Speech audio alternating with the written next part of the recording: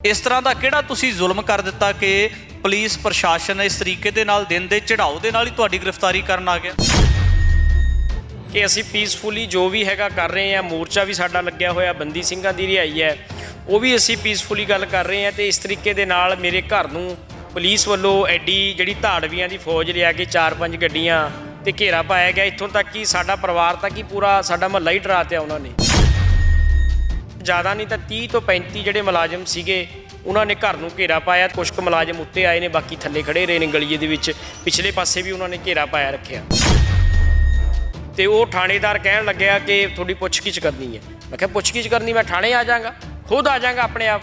ਮੈਂ ਕੋਈ ਕ੍ਰਿਮੀਨਲ ਬੰਦਾ ਥੋੜੀ ਹੈਗਾ ਕਿ ਕੋਈ ਕ੍ਰਾਈਮ ਕਰਿਆ ਤੇ ਮੈਂ ਲੁਕਿਆ ਹੋਇਆ। ਉਹਨਾਂ ਨੇ ਫਿਰ ਪਤਾ ਨਹੀਂ ਕਿਹੜੇ ਅਫਸਰ ਨਾਲ ਫੋਨ ਤੇ ਰਾਬਤਾ ਕੀਤਾ ਮੇਰੇ ਸਾਹਮਣੇ ਤੇ ਉਹਨਾਂ ਨੇ ਮਤਲਬ ਇਹ ਕਿਹਾ ਕਿ ਉਹ ਕਹਿੰਦੇ ਕਿ ਅਫਸਰ ਕਹਿ ਰਹੇ ਨੇ ਕਿ ਇਹਨੂੰ ਚੁੱਕ ਕੇ ਲੈ ਕੇ ਆ। 4 ਮੁਲਾਜ਼ਮ ਇੱਧਰ ਖੜੇ ਸੀ ਤੇ 4 ਮੁਲਾਜ਼ਮ ਇੱਧਰ, ਤੇ ਤਾਂ ਮੈਨੂੰ ਜਿਹੜੀ ਦਸਤਾਰ ਵੀ ਹੈ ਉਹ ਬੰਨਣ ਦਿੱਤੀ ਗਈ ਹੈ। ਸੋ ਇਸ ਤਰੀਕੇ ਦੇ ਨਾਲ ਆਪਾਂ ਗੱਲ ਕਰਦੇ ਹਾਂ ਕਿ ਇਸ ਮੁਲਕ 'ਚ ਆਜ਼ਾਦੀ ਹੈ। ਤੇ ਕਿਹੜੀ ਆਜ਼ਾਦੀ ਹੈ ਸਿੱਖਾਂ ਨੂੰ? ਥਾਣੇ ਦੇ ਵਿੱਚ ਪੁੱਛ ਪੜਤਾਲ ਕੀ ਹੁੰਦੀ ਹੈ? ਕੀ ਸਵਾਲ ਜਵਾਬ ਹੁੰਦੇ ਤੁਹਾਡੇ ਆਪਸ ਵਿੱਚ? ਜਿਹੜੇ 10 ਸਾਲ ਪੁਰਾਣਾ ਕੇਸ ਹੈ 2010 ਦਾ, ਉਹ ਕੇਸ ਦੇ ਸੰਬੰਧੀ ਪੁੱਛ ਪੜਤਾਲ ਹੋਈ ਹੈ। ਜਿਹੜਾ ਬਾਇੱਜ਼ਤ ਵਰੀ ਹੋ ਚੁੱਕਿਆ, ਜਿਹਦਾ ਹੁਣ ਅੱਜ ਤੋਂ ਉਦੋਂ ਤੋਂ ਲੈ ਕੇ ਹੁਣ ਤੱਕ ਕੋਈ ਲੈਣਾ ਦੇਣਾ ਨਹੀਂ ਮੇਰਾ। ਤੇ ਇਹਨਾਂ ਵੱਲੋਂ ਬਾਰ-ਬਾਰ ਕਿਹਾ ਗਿਆ ਕਿ ਜਿਹੜੀ ਬੱਬਰ ਖਾਲਸਾ ਨਾਲ ਸੰਬੰਧਿਤ ਜਥੇਬੰਦੀ ਹੈ ਕਿ ਉਹਦੇ ਤੁਸੀਂ ਜਿਹੜੇ ਏਰੀਆ ਕਮਾਂਡਰ ਥਾਪੇ ਗਏ ਹੋ। ਮੈਂ ਕਿਹਾ ਮੈਨੂੰ ਕਾਗਜ਼ ਦਿਖਾਓ ਜਿੱਥੋਂ ਮੈਂ ਥਾਪਿਆ ਗਿਆ। ਮੋਰਚੇ ਵਾਲਾ ਸਵਾਲ ਕੀਤਾ ਕਿ ਮੋਰਚਾ ਤੁਸੀਂ ਕਿਉਂ ਲਾਇਆ? ਪੰਜਾਬ ਦੇ ਅੰਦਰ ਨੌਜਵਾਨੀ ਦਾ ਦੁਬਾਰਾ ਕਾਣ ਕਰਾਉਣਾ ਚਾਹੁੰਦੇ ਹੋ ਤੁਸੀਂ? ਨੌਜਵਾਨਾਂ ਨੂੰ ਗਲਤ ਕਰਾਹੇ ਪਾ ਰਹੇ ਹੋ, ਉਹਨਾਂ ਨੂੰ ਗਲਤ ਪਾਸੇ ਮੋਟੀਵੇਟ ਕਰ ਰਹੇ ਹੋ, ਤੁਹਾਡਾ ਏਜੰਡਾ ਹੀ ਇਹ ਹੈ।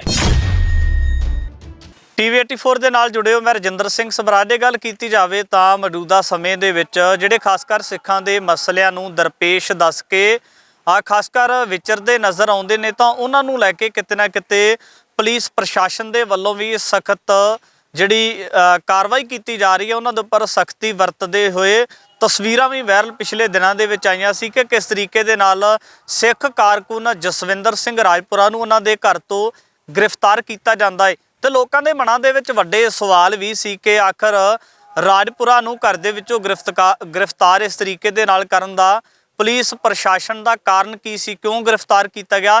ਇਸੇ ਨੂੰ ਲੈ ਕੇ ਗੱਲਬਾਤ ਕਰਾਂਗੇ। ਮੌਜੂਦਾ ਸਮੇਂ ਦੇ ਵਿੱਚ ਇਸ ਦੇ ਨਾਲ ਜੁੜਦੇ ਹੋਏ ਹੋਰ ਵੱਡੇ ਸਵਾਲ ਵੀ ਨੇ, ਉਹਨਾਂ ਨੂੰ ਲੈ ਕੇ ਵੀ ਗੱਲਬਾਤ ਹੋਵੇਗੀ। ਰਾਜਪੁਰਾ ਸਾਹਿਬ ਸਵਾਗਤ ਹੈ ਸਭ ਤੋਂ ਪਹਿਲਾਂ। ਵਾਹਿਗੁਰੂ ਜੀ ਕਾ ਖਾਲਸਾ, ਵਾਹਿਗੁਰੂ ਜੀ ਕੀ ਫਤਿਹ। ਰਾਜਪੁਰਾ ਸਾਹਿਬ, ਸਭ ਤੋਂ ਪਹਿਲਾਂ ਮੁੱਢਲੇ ਰੂਪ ਦੇ ਵਿੱਚ ਸਵਾਲ ਹੈ, ਜਿਸ ਤਰੀਕੇ ਦੇ ਨਾਲ ਤੁਹਾਡੀ ਪਿਛਲੇ ਦਿਨਾਂ ਦੇ ਵਿੱਚ ਘਰ ਤੋਂ ਗ੍ਰਿਫਤਾਰੀ ਹੁੰਦੀ ਹੈ, ਇਸ ਤਰ੍ਹਾਂ ਦਾ ਕਿਹੜਾ ਤੁਸੀਂ ਜ਼ੁਲਮ ਕਰ ਦਿੱਤਾ ਕਿ ਪੁਲਿਸ ਪ੍ਰਸ਼ਾਸਨ ਇਸ ਤਰੀਕੇ ਦੇ ਨਾਲ ਦਿਨ ਦੇ ਚੜਾਓ ਦੇ ਨਾਲ ਹੀ ਤੁਹਾਡੀ ਗ੍ਰਿਫਤਾਰੀ ਕਰਨ ਆ ਗਿਆ? ਜੀ ਦੇਖੋ ਜੀ, ਮੈਨੂੰ ਵੀ ਇਸ ਗੱਲ ਦਾ ਬੜਾ ਅਚੰਭਾ ਹੈਗਾ ਕਿ ਅਸੀਂ ਪੀਸਫੁਲੀ ਜੋ ਵੀ ਹੈਗਾ ਕਰ ਰਹੇ ਹਾਂ। ਮੋਰਚਾ ਵੀ ਸਾਡਾ ਲੱਗਿਆ ਹੋਇਆ, ਬੰਦੀ ਸਿੰਘਾਂ ਦੀ ਰਿਹਾਈ ਹੈ, ਉਹ ਵੀ ਅਸੀਂ ਪੀਸਫੁਲੀ ਗੱਲ ਕਰ ਰਹੇ ਹਾਂ। ਤੇ ਇਸ ਤਰੀਕੇ ਦੇ ਨਾਲ ਮੇਰੇ ਘਰ ਨੂੰ ਪੁਲਿਸ ਵੱਲੋਂ ਐਡੀ ਜਿਹੜੀ ਧਾੜਵੀਆਂ ਦੀ ਫੌਜ ਲਿਆ ਕੇ 4-5 ਗੱਡੀਆਂ ਤੇ ਘੇਰਾ ਪਾਇਆ ਗਿਆ। ਇੱਥੋਂ ਤੱਕ ਕਿ ਸਾਡਾ ਪਰਿਵਾਰ ਤੱਕ ਹੀ ਪੂਰਾ ਸਾਡਾ ਮਹੱਲਾ ਹੀ ਡਰਾਤਿਆ ਉਹਨਾਂ ਨੇ, ਜਿਹੜੀ ਸਾਡੀ ਕਲੋਨੀ ਸੀਗੀ। ਕਿਉਂਕਿ ਉੱਥੇ ਮੈਨੂੰ ਲੱਗਦਾ ਜ਼ਿਆਦਾ ਨਹੀਂ ਤਾਂ 30 ਤੋਂ 35 ਜਿਹੜੇ ਮੁਲਾਜ਼ਮ ਸੀਗੇ ਉਹਨਾਂ ਨੇ ਘਰ ਨੂੰ ਘੇਰਾ ਪਾਇਆ। ਤੁਸੀਂ ਤਸਵੀਰਾਂ ਵੀ ਮੈਂ ਸ਼ੇਅਰ ਕੀਤੀਆਂ ਨੇ। ਕੁਝ ਕੁ ਮੁਲਾਜ਼ਮ ਉੱਤੇ ਆਏ ਨੇ, ਬਾਕੀ ਥੱਲੇ ਖੜੇ ਰਹੇ ਨੇ ਗਲੀਏ ਦੇ ਵਿੱਚ। ਪਿਛਲੇ ਪਾਸੇ ਵੀ ਉਹਨਾਂ ਨੇ ਘੇਰਾ ਪਾਇਆ ਰੱਖਿਆ। ਤੇ ਮੈਂ ਜਦੋਂ ਦਰਵਾਜ਼ਾ ਖੋਲ੍ਹਣ ਤੋਂ ਪਹਿਲਾਂ ਹੀ ਸੁੱਤਾ ਪਿਆ ਸੀਗਾ ਉਸ ਸਮੇਂ, ਤੇ ਉਹਨਾਂ ਨੇ ਬਾਰ-ਬਾਰ ਦਰਵਾਜ਼ਾ ਖੜਕਾਇਆ। ਈਵਨ ਕਿ ਸਾਡੇ ਦਰਵਾਜ਼ੇ ਦੇ ਉੱਤੇ ਲੱਤਾਂ ਮਾਰੀਆਂ ਤੇ ਉਹਦੀ ਕੁੰਡੀਆਂ ਵੀ 2 ਟੁੱਟ ਗਈਆਂ ਨੇ, ਲੱਤਾਂ ਉਹਨਾਂ ਦੇ ਮਾਰੀਆਂ ਇੰਨੀਆਂ। ਉਸ ਤੋਂ ਬਾਅਦ ਮੈਂ ਦਰਵਾਜ਼ਾ ਖੋਲ੍ਹਣ ਸਾਰ ਪੁੱਛਿਆ ਕਿ ਇਹ ਸਮੱਸਿਆ ਕੀ ਆ ਤੁਹਾਨੂੰ, ਵੀ ਕੀ ਗੱਲ ਹੈ, ਕਿ ਇਹੋ ਜਿਹੀ ਕਿਹੜੀ ਗੱਲ ਹੈ ਕਿ ਤੁਸੀਂ ਇੰਨਾ ਦਰਵਾਜ਼ਾ ਤੋੜਨ ਵਾਲਾ ਕਰਤੇ ਮੇਰਾ ਘਰ ਦਾ? ਤੇ ਉਹ ਥਾਣੇਦਾਰ ਕਹਿਣ ਲੱਗਿਆ ਕਿ ਤੁਹਾਡੀ ਪੁੱਛਗਿੱਛ ਕਰਨੀ ਹੈ। ਮੈਂ ਕਿਹਾ ਪੁੱਛਗਿੱਛ ਕਰਨੀ, ਮੈਂ ਥਾਣੇ ਆ ਜਾਵਾਂਗਾ, ਖੁਦ ਆ ਜਾਵਾਂਗਾ ਆਪਣੇ ਆਪ। ਮੈਂ ਕੋਈ ਕ੍ਰਿਮੀਨਲ ਬੰਦਾ ਥੋੜੀ ਹੈਗਾ ਕਿ ਕੋਈ ਕ੍ਰਾਈਮ ਕਰਿਆ ਤੇ ਮੈਂ ਲੁਕਿਆ ਹੋਇਆ। ਕੋਈ ਨੋਟਿਸ, ਕੋਈ ਕਾਲ ਇਸ ਤੋਂ ਪਹਿਲਾਂ ਕੋਈ ਨਹੀਂ ਕੀਤਾ? ਕਿਸੇ ਤਰ੍ਹਾਂ ਦੀ ਮੈਨੂੰ ਕੋਈ ਕਾਲ ਨਹੀਂ ਆਈ, ਕਿਸੇ ਤਰ੍ਹਾਂ ਦਾ ਕੋਈ ਨੋਟਿਸ ਨਹੀਂ ਆਇਆ, ਕਿਸੇ ਤਰ੍ਹਾਂ ਦਾ ਮੇਰਾ ਫੋਨ ਨਹੀਂ ਆਇਆ। ਮੇਰਾ ਫੋਨ 24 ਘੰਟੇ ਔਨ ਰਹਿੰਦਾ ਵਾ ਕਿ ਕਿਸੇ ਪੁਲਿਸ ਅਫਸਰ ਦਾ ਫੋਨ ਆਇਆ ਕਿ ਤੁਸੀਂ ਥਾਣੇ ਆਓ, ਤੁਹਾਡੀ ਪੁੱਛਗਿੱਛ ਕਰਨੀ ਹੈ। ਕਿਸੇ ਤਰ੍ਹਾਂ ਦਾ ਮੈਨੂੰ ਕਾਲ ਨਹੀਂ ਆਈ। ਤੇ ਉਹਨਾਂ ਨੂੰ ਵੀ ਪੁੱਛਿਆ ਕਿ ਦੱਸੋ ਵੀ ਕੀ ਪੁੱਛਗਿੱਛ ਕਰਨੀ ਹੈ। ਕਹਿੰਦੇ ਜੀ ਅਫਸਰਾਂ ਨੇ ਬੁਲਾਇਆ, ਥਾਣੇ ਲੈ ਕੇ ਜਾਣਾ ਤੁਹਾਨੂੰ। ਮੈਂ ਕਿਹਾ ਜੀ ਮੈਂ ਖੁਦ ਆਪ ਆ ਜਾਵਾਂਗਾ ਥਾਣੇ, ਤੁਸੀਂ ਚੱਲੋ।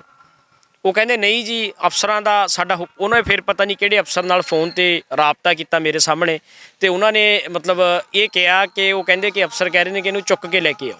ਕਿ ਮੈਂ ਦਸਤਾਰ ਵੀ ਨਹੀਂ ਉਦੋਂ ਮਤਲਬ ਇੱਕਦਮ ਉੱਠ ਕੇ ਆਇਆ ਬੰਦਾ, ਦਸਤਾਰ ਵੀ ਨਹੀਂ ਵੱਜੀ ਸੀਗੀ। ਤੇ ਉਹਨਾਂ ਨੇ, ਮੈਂ ਉਹਨੂੰ ਕਿਹਾ ਵੀ ਦਸਤਾਰ ਬੰਨਣ ਦਿਓ। ਉਹ ਕਹਿੰਦੇ ਨਹੀਂ ਐਵੇਂ ਹੀ ਚੱਲ। ਸੋ ਮੈਨੂੰ ਦਸਤਾਰ ਵੀ ਨਹੀਂ ਬੰਨੀ। ਤੇ ਉਸ ਤੋਂ ਬਾਅਦ ਜਦੋਂ ਮੈਂ ਉਹਨਾਂ ਨਾਲ ਥੋੜ੍ਹਾ ਜਿਹਾ ਗਰਮ ਹੋਇਆ ਕਿ ਮੈਂ ਬਿਨਾਂ ਦਸਤਾਰ ਤੋਂ ਨਹੀਂ ਜਾਣਾ, ਕਿ ਤੁਹਾਡੀ ਹਿੰਮਤ ਨਹੀਂ ਹੈਗੀ, ਮੈਨੂੰ ਤੁਸੀਂ ਇੱਥੇ ਲੈ ਜਾਓ ਕਿ ਮੈਂ ਆਪਣੇ ਮੁਹੱਲੇ ਦੇ ਵਿੱਚ ਆ, ਮੈਂ ਇੱਥੇ ਇੱਕ ਆਵਾਜ਼ ਮਾਰਾਂਗਾ, ਇੱਥੇ 1000 ਬੰਦਾ ਇਕੱਠਾ ਹੋ ਜਾਊਗਾ, ਤੁਹਾਡਾ ਇਹ ਭੁਲੇਖਾ ਮੈਂ ਕੱਢ ਦਾਂਗਾ। ਉਹ ਕਹਿੰਦੇ ਅਸੀਂ ਫੋਰਸ ਵੱਧ ਬੁਲਾ ਲਾਂਗੇ। ਅਸੀਂ ਮੈਂ ਕਿਹਾ ਬੁਲਾਓ ਫਿਰ ਫੋਰਸ। ਤਾਂ ਉਹਨਾਂ ਨੇ ਮੈਨੂੰ ਜਾ ਕੇ ਆਪਣੇ ਕਮਰੇ ਦੇ ਵਿੱਚ, ਜਦੋਂ ਕਿ ਉਹਨਾਂ ਨੂੰ ਮੇਰੇ ਪਰਸਨਲ ਪਰਿਵਾਰ ਦੇ ਵਿੱਚ ਬੱਚਿਆਂ ਦੇ ਪਰਿਵਾਰ ਹੈ, ਮੇਰੀ ਸਿੰਘਣੀ ਹੈ, ਮੇਰੇ ਮਾਤਾ ਪਿਤਾ ਰਹਿੰਦੇ ਨੇ, ਕਮਰੇ ਦੇ ਵਿੱਚ ਆਉਣ ਦਾ ਉਹਨਾਂ ਦਾ ਕੋਈ ਅਧਿਕਾਰ ਨਹੀਂ। ਮੇਰੀ 3 ਸਾਲ ਦੀ ਬੇਟੀ ਹੈ, 7 ਸਾਲ ਦਾ ਮੇਰਾ 6 ਸਾਲ ਦਾ ਬੇਟਾ ਵਾ, ਉਹਨਾਂ ਦੇ ਸਾਹਮਣੇ ਸਾਰੀ ਫੋਰਸ ਅੰਦਰ ਆਈ ਕਮਰੇ ਦੇ, ਮੈਨੂੰ ਸਿਰਫ ਦਸਤਾਰ ਬਣਾਉਣ ਦੇ ਲਈ ਕਿ ਸਾਡੇ ਸਾਹਮਣੇ ਬੰਨਣੀ ਹੈ ਤੁਸੀਂ ਦਸਤਾਰ। 4 ਮੁਲਾਜ਼ਮ ਇੱਧਰ ਖੜੇ ਸੀ ਤੇ 4 ਮੁਲਾਜ਼ਮ ਇੱਧਰ, ਤੇ ਤਾਂ ਮੈਨੂੰ ਜਿਹੜੀ ਦਸਤਾਰ ਵੀ ਹੈ ਉਹ ਬੰਨਣ ਦਿੱਤੀ ਗਈ ਹੈ। ਸੋ ਇਸ ਤਰੀਕੇ ਦੇ ਨਾਲ ਆਪਾਂ ਗੱਲ ਕਰਦੇ ਹਾਂ ਕਿ ਇਸ ਮੁਲਕ 'ਚ ਆਜ਼ਾਦੀ ਹੈ, ਤੇ ਕਿਹੜੀ ਆਜ਼ਾਦੀ ਹੈ ਸਿੱਖਾਂ ਨੂੰ? ਫਿਰ ਕਹਿੰਦੇ ਨੇ ਕਿ ਸਿੱਖ ਵੱਖਰੇ ਰਾਜ ਦੀ ਮੰਗ ਕਰਦੇ ਨੇ, ਤੇ ਸਿੱਖ ਰਾਜ ਦੀ ਮੰਗ ਕਰਨ ਕਿਉਂ ਨਾ? ਥਾਣੇ ਦੇ ਵਿੱਚ ਪੁੱਛ ਪੜਤਾਲ ਕੀ ਹੁੰਦੀ ਹੈ, ਕੀ ਸਵਾਲ ਜਵਾਬ ਹੁੰਦੇ ਤੁਹਾਡੇ ਆਪਸ ਵਿੱਚ? ਦੇਖੋ ਜੀ, ਮੇਰੇ ਪੁਰਾਣੇ ਕੇਸ ਸੀਗੇ, ਜਿਹੜੇ 10 ਸਾਲ ਪੁਰਾਣਾ ਕੇਸ ਹੈ 2010 ਦਾ, ਉਹ ਕੇਸ ਦੇ ਸੰਬੰਧੀ ਪੁੱਛ ਪੜਤਾਲ ਹੋਈ ਹੈ। ਜਿਹੜਾ ਬਾਇੱਜ਼ਤ ਬਰੀ ਹੋ ਚੁੱਕਿਆ, ਜਿਹਦਾ ਹੁਣ ਅੱਜ ਤੋਂ ਉਦੋਂ ਤੋਂ ਲੈ ਕੇ ਹੁਣ ਤੱਕ ਕੋਈ ਲੈਣਾ ਦੇਣਾ ਨਹੀਂ ਮੇਰਾ, ਤੇ ਇਹਨਾਂ ਵੱਲੋਂ ਬਾਰ-ਬਾਰ ਕਿਹਾ ਗਿਆ ਕਿ ਜਿਹੜੀ ਬੱਬਰ ਖਾਲਸਾ ਨਾਲ ਸੰਬੰਧਿਤ ਜਥੇਬੰਦੀ ਹੈ ਕਿ ਉਹਦੇ ਤੁਸੀਂ ਜਿਹੜੇ ਏਰੀਆ ਕਮਾਂਡਰ ਥਾਪੇ ਗਏ ਹੋ। ਮੈਂ ਕਿਹਾ ਮੈਨੂੰ ਕਾਗਜ਼ ਦਿਖਾਓ ਜਿੱਥੋਂ ਮੈਂ ਥਾਪਿਆ ਗਿਆ, ਤੇ ਹੁਣ ਤੁਹਾਡੇ ਕਹਿੰਦੇ ਵੀ ਕੀ ਸੰਬੰਧ ਨੇ ਬੱਬਰ ਖਾਲਸਾ ਦੇ ਨਾਲ, ਤੇ ਉਹਨਾਂ ਦੇ ਜਿਹੜੇ ਬੰਦੇ ਨੇ ਪੀਓ ਨੇ ਭਗੌੜੇ ਨੇ ਉਹ ਤੁਹਾਡੇ ਕੋਲ ਰਹਿ ਰਹੇ ਨੇ। ਅਸੀਂ ਕਿਹਾ ਵੀ ਜੇ ਰਹਿ ਰਹੇ ਨੇ ਤਾਂ ਤੁਸੀਂ ਫੜ ਲਓ ਜਿੱਥੇ ਰਹਿ ਰਹੇ ਨੇ, ਮੇਰੇ ਕੋਲ ਤਾਂ ਕੋਈ ਰਹਿ ਨਹੀਂ ਰਿਹਾ। ਫਿਰ ਉਸ ਤੋਂ ਬਾਅਦ ਉਹਨਾਂ ਨੇ ਮੋਰਚੇ ਵਾਲਾ ਸਵਾਲ ਕੀਤਾ ਕਿ ਮੋਰਚਾ ਤੁਸੀਂ ਕਿਉਂ ਲਾਇਆ, ਪੰਜਾਬ ਦੇ ਅੰਦਰ ਨੌਜਵਾਨੀ ਦਾ ਦੁਬਾਰਾ ਕਾਣ ਕਰਾਉਣਾ ਚਾਹੁੰਦੇ ਹੋ, ਤੁਸੀਂ ਨੌਜਵਾਨਾਂ ਨੂੰ ਗਲਤ ਕਰਾਹੇ ਪਾ ਰਹੇ ਹੋ, ਉਹਨਾਂ ਨੂੰ ਗਲਤ ਪਾਸੇ ਮੋਟੀਵੇਟ ਕਰ ਰਹੇ ਹੋ, ਤੁਹਾਡਾ ਏਜੰਡਾ ਹੀ ਇਹ ਹੈ।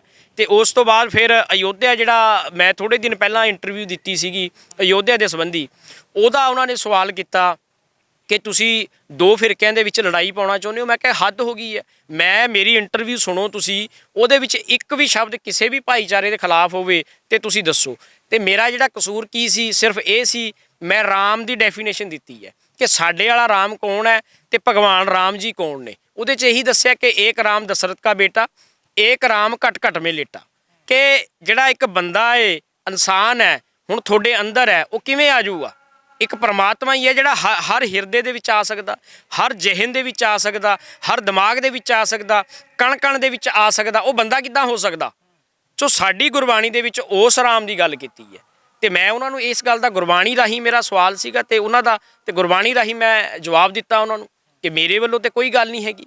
ਤੇ ਉਹ ਕਹਿ ਰਹੇ ਕਿ ਭੜਕਾਊ ਤੁਸੀਂ ਇੱਦਾਂ ਦੀ ਸਪੀਚਾਂ ਦੇ ਰਹੇ ਹੋ। ਮੈਂ ਕਿਹਾ ਦੱਸੋ ਮੈਨੂੰ ਕਿਹੜੀ ਦਿੱਤੀ ਹੈ। ਫਿਰ ਉਸ ਤੋਂ ਬਾਅਦ ਜਿਵੇਂ ਕਿ ਮੈਂ ਤੁਹਾਨੂੰ ਦੱਸਣਾ ਚਾਹੁੰਦਾ ਕਿ ਕੁਛ ਦਿਨ ਪਹਿਲਾਂ ਇੱਕ ਪੰਜਾਬੀ ਅਖਬਾਰ ਦੇ ਵਿੱਚ ਆਰਟੀਕਲ ਲੱਗਿਆ ਸੀਗਾ, ਜਿਹਦਾ ਟਾਈਟਲ ਇਹ ਸੀਗਾ ਕਿ ਅਯੋਧਿਆ ਦੇ ਵਿੱਚ ਸਿੱਖ ਧਰਮ ਦੀ ਪੈੜਾ, ਤੇ ਇਹ ਦਰਸਾਉਣ ਦੀ ਕੋਸ਼ਿਸ਼, ਜੋੜਨ ਦੀ ਕੋਸ਼ਿਸ਼ ਕੀਤੀ ਹੈ ਸਿੱਖ ਧਰਮ ਨੂੰ ਕਿਸੇ ਨਾ ਕਿਸੇ ਤਰੀਕੇ ਦੇ ਨਾਲ ਇਸ ਆਰਟੀਕਲ ਦੇ ਰਾਹੀਂ, ਕਿ ਸਿੱਖਾਂ ਦਾ ਪਤਾ ਨਹੀਂ ਕਿੰਨਾ ਕੁ ਗੂੜਾ ਸੰਬੰਧ ਅਯੋਧਿਆ ਦੇ ਨਾਲ। ਮੈਂ ਫਿਰ ਤੁਹਾਡੇ ਮਾਧਿਅਮ ਰਾਹੀਂ ਕਹਿਣਾ, ਅਯੋਧਿਆ ਵਾਲੇ ਨੂੰ ਅਯੋਧਿਆ ਮੁਬਾਰਕ, ਸਾਨੂੰ ਕੋਈ ਸਮੱਸਿਆ ਨਹੀਂ ਜੀ, ਸਦਕੇ ਉਹ ਆਪਣੀ ਸ਼ਤਾਬਦੀਆਂ ਮਨਾਉਣ, ਉਹਦੀ ਬਰਥ ਐਨਵਰਸਰੀਆਂ ਮਨਾਉਣ, ਕੁਛ ਵੀ ਮਨਾਉਣ, ਸਾਨੂੰ ਕੋਈ ਦਿੱਕਤ ਨਹੀਂ। ਮੈਂ ਇੱਕ ਗੱਲ ਦੱਸਣਾ ਚਾਹੁੰਦਾ ਕਿ ਤੁਸੀਂ ਸਾਡੇ ਧਰਮ ਨੂੰ, ਸਿੱਖ ਧਰਮ ਨੂੰ, ਜਿਹਦਾ ਜਿਹੜਾ ਸਿਧਾਂਤ ਹੈ ਨਾ ਹਮ ਹਿੰਦੂ ਨਾ ਮੁਸਲਮਾਨ, ਉਸ ਧਰਮ ਨੂੰ ਤੁਸੀਂ ਕਿਉਂ ਜਜ਼ਬ ਕਰਨਾ ਚਾਹੁੰਦੇ ਹੋ? ਉਹਦੇ ਸਿਧਾਂਤ ਨੂੰ ਕਿਉਂ ਖਤਮ ਕਰਨਾ ਚਾਹੁੰਦੇ ਹੋ? ਉਹਦੇ ਸਿਧਾਂਤ ਨੂੰ ਕਿਉਂ ਹਿੰਦੂ ਧਰਮ ਦੇ ਇੱਕ ਹਿੱਸਾ ਦਰਸਾਉਣਾ ਚਾਹੁੰਦੇ ਹੋ? ਜੇ ਆਪਾਂ ਹੁਣੇ ਸਰਦਾਰ ਇਕਬਾਲ ਸਿੰਘ ਲਾਲਪੁਰਾ ਦਾ ਆਰਟੀਕਲ ਲਿਖਿਆ ਹੋਇਆ, ਇਹ ਆਰਟੀਕਲ 'ਚ ਕੋਈ ਵੀ ਬੰਦਾ ਜਿਹੜਾ ਆਮ, ਚਲੋ ਅਸੀਂ ਦੁਨੀਆ 'ਚ ਵਿਚਰਦੇ ਹਾਂ, ਹੋਰ ਕਿਤਾਬਾਂ ਪੜ੍ਹਦੇ ਹਾਂ, ਸਮਝ ਰੱਖਦੇ ਹਾਂ ਕਿ ਇਹ ਸਾਡੇ ਖਿਲਾਫ ਹੈ, ਤੇ ਜਿਹੜਾ ਆਮ ਬੰਦਾ ਇਹਨੂੰ ਪੜ੍ਹੂਗਾ ਉਹ ਸੋਚੂਗਾ ਯਾਰ ਹਾਂ, ਕਿਉਂਕਿ ਇਹਦੇ ਵਿੱਚ ਜ਼ਿਕਰ ਕੀਤਾ ਕਿ ਗੁਰੂ ਨਾਨਕ ਸਾਹਿਬ 1510 ਦੇ ਵਿੱਚ ਅਯੋਧਿਆ ਗਏ। ਚਲੋ ਮੈਂ ਮੰਨ ਵੀ ਲਈਏ ਇਸ ਭਾਈ ਸਾਹਿਬ ਦੀ ਗੱਲ ਨੂੰ ਕਿ ਅਯੋਧਿਆ 'ਚ ਗੁਰੂ ਨਾਨਕ ਸਾਹਿਬ ਉੱਥੇ ਅਯੋਧਿਆ 'ਚ ਗਏ, ਪਰ ਇੱਕ ਸਵਾਲ ਹੈ ਰਜਿੰਦਰ ਜੀ ਕਿ ਗੁਰੂ ਨਾਨਕ ਸਾਹਿਬ ਜਿੱਥੇ ਵੀ ਗਏ ਨੇ, ਭਾਵੇਂ ਉਹ ਹਰਿਦੁਆਰ ਗਏ ਨੇ, ਜਗਰਨਾਥਪੁਰੀ ਗਏ ਨੇ, ਮੱਕੇ ਗਏ ਨੇ, ਮਦੀਨੇ ਗਏ ਨੇ, ਜਾਂ ਨੇਪਾਲ 'ਚ ਗਏ ਨੇ, ਕਿਤੇ ਵੀ ਬਰਮਾ ਗਏ ਨੇ, ਭੂਟਾਨ ਗਏ ਨੇ, ਉੱਥੇ ਉਹਨਾਂ ਨੇ ਆਪਣਾ ਉਪਦੇਸ਼ ਦਿੱਤਾ।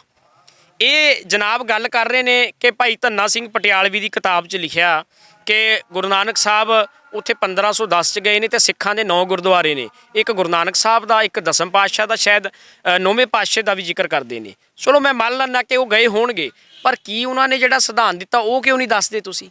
ਇਸ ਤੋਂ ਇਲਾਵਾ ਜਿਹੜੇ ਹੋਰ ਹਿਸਟੋਰੀਕਲ ਰੈਫਰੈਂਸ ਨੇ ਉਹ ਵੀ ਹੈਗੇ ਨੇ ਤੁਹਾਡੇ ਕੋਲ? ਦੇਖੋ ਜੀ, ਹਿਸਟੋਰੀਕਲ ਰੈਫਰੈਂਸ 'ਚ ਬਹੁਤ ਘੱਟ ਕਿਤੇ ਜ਼ਿਕਰ ਨਹੀਂ ਮਿਲਦਾ ਅਯੋਧਿਆ ਦਾ।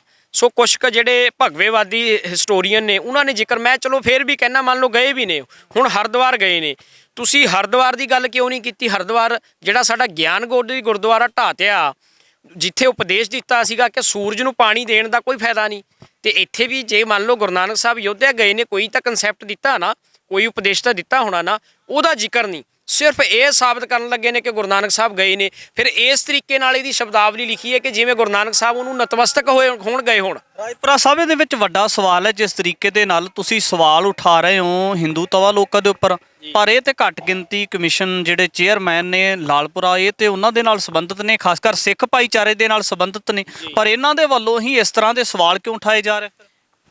ਰਜਿੰਦਰ ਸਿੰਘ ਜੀ, ਇਹ ਤੇ ਬੜੀ ਛੋਟੀ ਗੱਲਾਂ ਨੇ ਜਿਹੜੀ ਮੈਂ ਅੱਗੇ ਸਾਂਝੀ ਕਰਾਂਗਾ ਕਿ ਇਹਨਾਂ ਨੇ ਇਹੋ ਜਿਹੇ ਸਿੱਖ ਧਰਮ ਦੇ ਉੱਤੇ ਸਵਾਲ ਨਹੀਂ ਉਠਾਏ, ਹਮਲਾ ਕੀਤਾ। ਮੈਂ ਹਮਲਾ ਸ਼ਬਦ ਵਰਤਾਂਗਾ ਕਿ ਇਹਨਾਂ ਵੱਲੋਂ ਅੱਗੇ ਜ਼ਿਕਰ ਕੀਤਾ ਗਿਆ।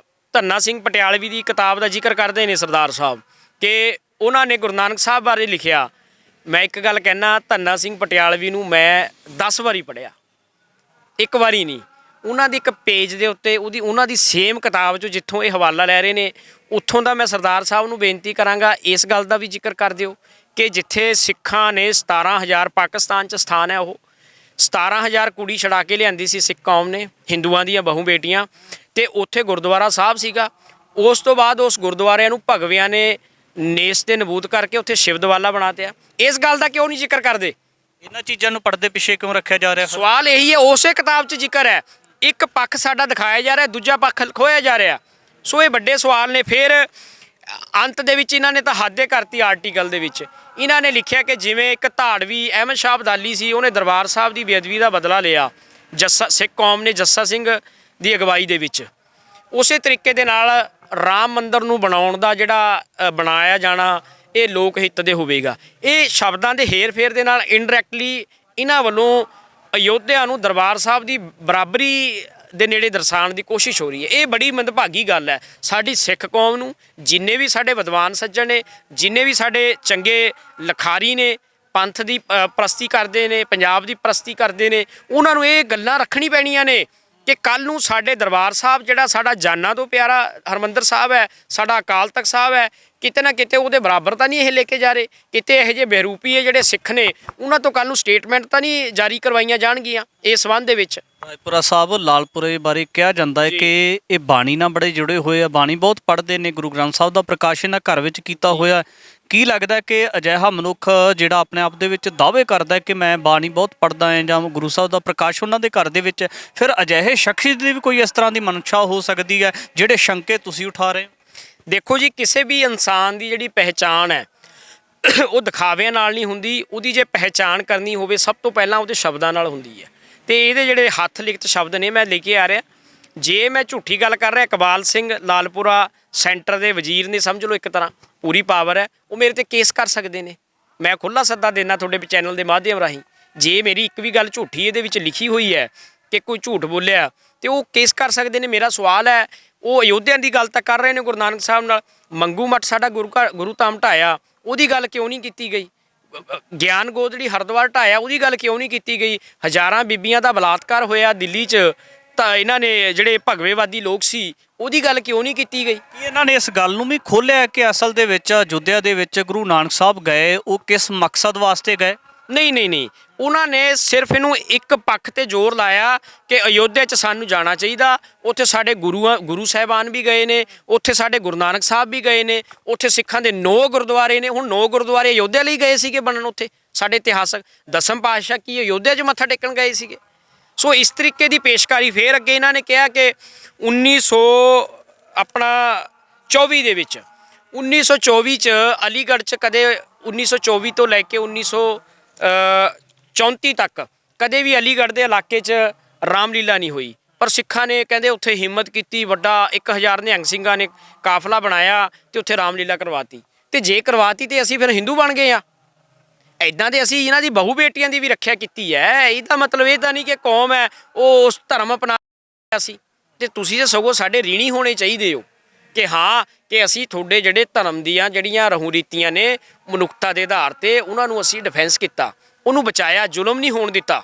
ਕੁਝ ਪਿਛਲੇ ਦਿਨਾਂ ਦੇ ਵਿੱਚ ਅਜਿਹੀਆਂ ਖਬਰਾਂ ਪਬਲਿਸ਼ ਹੁੰਦੀਆਂ ਨੇ ਜਿਨ੍ਹਾਂ ਦੇ ਵਿੱਚ ਪੱਗਧਾਰੀ ਲੋਕਾਂ ਦੇ ਵੱਲੋਂ ਦਾਅਵਾ ਕੀਤਾ ਜਾ ਰਿਹਾ ਹੈ ਕਿ ਅਸੀਂ ਗੁਰਦੁਆਰਾ ਸਾਹਿਬ ਦੇ ਵਿੱਚ ਰਾਮ ਨਾਮ ਦਾ ਜਿਹੜਾ ਜਾਪ ਕਰਾਵਾਂਗੇ। ਕਿਹੜੇ ਰਾਮ ਨਾਮ ਦੀ ਗੱਲ ਹੋ ਰਹੀ ਉੱਥੇ ਲੱਗਦਾ? ਦੇਖੋ ਜੀ, ਮੈਂ ਜਿਸ ਕਰਕੇ ਮੇਰੀ ਗ੍ਰਿਫਤਾਰੀ ਹੋਈ ਹੈ ਉਸੇ ਰਾਮ ਦੀ ਗੱਲ ਹੋ ਰਹੀ ਹੈ।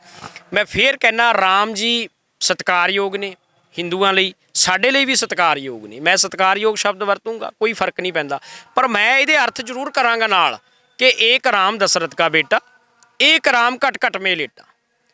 ਸੋ ਉਹ ਜਿਹੜੇ ਬੰਦੇ ਨੇ ਉਹ ਕੋਸ਼ਿਸ਼ ਕਰ ਰਹੇ ਨੇ ਕਿ ਦਸ਼ਰਥ ਦੇ ਬੇਟੇ ਦੀ ਗੱਲ ਕਰ ਰਹੇ ਨੇ ਕਿ ਅਸੀਂ ਗੁਰਦੁਆਰਾ ਸਾਹਿਬ 'ਚ ਰਾਮ ਜਾਮ ਕਰਾਵਾਂਗੇ। ਬਰੇਲੀ ਤੋਂ ਇੱਕ MP ਸਿੰਘ ਨੇ।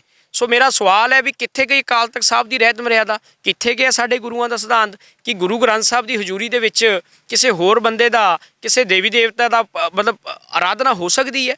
ਮੰਦਿਰਾਂ ਦੇ ਵਿੱਚ ਕਰਨ। ਮੈਂ ਫੇਰ ਕਹਿਣਾ, ਮੇਰਾ ਸਵਾਲ ਕਦੇ ਵੀ ਹਿੰਦੂ ਧਰਮ ਦੇ ਲੋਕਾਂ ਨੂੰ ਨਹੀਂ ਹੈਗਾ, ਮੇਰਾ ਤੇ ਆਪਣੇ ਲੋਕਾਂ ਨੂੰ ਸਵਾਲ ਹੈ ਜਿਹੜੇ ਸਾਡੇ ਕੇਂਦਰ ਸਰਕਾਰ ਦੇ ਢਹੇ ਚੜ੍ਹ ਕੇ ਸਾਡੇ ਧਰਮ ਦਾ ਮਲੀਆ ਮੇਟ ਕਰਨ ਲੱਗੇ ਹੋਏ ਨੇ, ਸਾਡੇ ਸਿਧਾਂਤਾਂ ਨੂੰ ਬਦਲਣ ਲੱਗੇ ਹੋਏ ਨੇ। ਇਹ ਨਹੀਂ ਅਸੀਂ ਹੋਣ ਦੇਣਾ। ਸਾਨੂੰ ਇੱਕ ਦਿਨ ਕੀ 1000 ਵਾਰ ਜੇਲ੍ਹ ਜਾਣਾ ਪੈ ਜੇ, ਅਸੀਂ ਆਪਣੇ ਸਿਧਾਂਤ ਤੋਂ ਪਿੱਛੇ ਨਹੀਂ ਹਟਾਂਗੇ। ਬਿਲਕੁਲ, ਖਾਸ ਕਰ ਮੌਜੂਦਾ ਸਮੇਂ ਦੇ ਵਿੱਚ ਜਿਹੜੀਆਂ ਚੀਜ਼ਾਂ ਨੂੰ ਲੈ ਕੇ ਜਸਵਿੰਦਰ ਸਿੰਘ ਰਾਜਪੁਰਾ ਦੇ ਵੱਲੋਂ ਕਿਆ ਦਾਅਵਾ ਕੀਤਾ ਜਾ ਰਿਹਾ ਕਿ ਰੈਫਰੈਂਸ ਦੇ ਆਧਾਰਿਤ ਉਹਨਾਂ ਦੇ ਵੱਲੋਂ ਟਿੱਪਣੀ ਕੀਤੀ ਜਾਂਦੀ ਹੈ, ਪਰ ਉਹਨਾਂ ਨੂੰ ਕਟਹਿਰੇ ਦੇ ਵਿੱਚ ਖੜਾ ਕਰਦਿਆਂ ਹੋਇਆਂ ਜਿਹੜਾ ਪੁਲਿਸ ਪ੍ਰਸ਼ਾਸਨ ਦੇ ਵੱਲੋਂ ਜਿਹੜਾ ਇੱਕ ਇਸ ਤਰ੍ਹਾਂ ਦਾ ਰਵੱਈਆ ਅਪਣਾਇਆ ਜਾ ਰਿਹਾ ਹੈ, ਉਹ ਮਹਿਸੂਸ ਕਰਦੇ ਨੇ ਕਿ ਇਸ ਤਰ੍ਹਾਂ ਦਾ ਰਵੱਈਆ ਕਿਸੇ ਵੀ ਭਾਰਤ ਦੇ ਵਿੱਚ ਵਸਣ ਵਾਲੇ, ਕਿਸੇ ਵੀ ਧਰਮ ਦੇ, ਮਜ਼ਹਬ ਦੇ ਕਿਸੇ ਵੀ ਬਸ਼ਿੰਦੇ ਦੇ ਨਾਲ ਨਹੀਂ ਅਪਣਾਇਆ ਜਾਣਾ ਚਾਹੀਦਾ। ਭਵਿੱਖ ਦੇ ਵਿੱਚ ਦੇਖਣਾ ਹੋਵੇਗਾ ਜਿਹੜੀਆਂ ਚੀਜ਼ਾਂ ਨੂੰ ਲੈ ਕੇ ਇਹਨਾਂ ਨੇ ਸਵਾਲ ਉਠਾਏ ਨੇ, ਖਾਸ ਕਰ ਇਹਨਾਂ ਸਵਾਲਾਂ ਦੇ ਉੱਪਰ ਸ੍ਰੀ ਅਕਾਲ ਤਖਤ ਸਾਹਿਬ ਦਾ ਕਿਸ ਤਰ੍ਹਾਂ ਦਾ ਰੁਖ ਹੋਵੇਗਾ ਕਿ ਉਹਨਾਂ ਦੇ ਵੱਲੋਂ ਵੀ ਕੋਈ ਸਟੈਂਡ ਲਿਆ ਜਾ ਸਕਦਾ ਹੈ। ਭਵਿੱਖ ਦੇ ਵਿੱਚ ਵੀ ਤਮਾਮ ਸਾਰੀ ਗੱਲਬਾਤ ਲੈ ਕੇ ਤੁਹਾਡੇ ਦਰਮਿਆਨ ਹਾਜ਼ਰ ਹੁੰਦੇ ਰਹਾਂਗੇ। ਧੰਨਵਾਦ।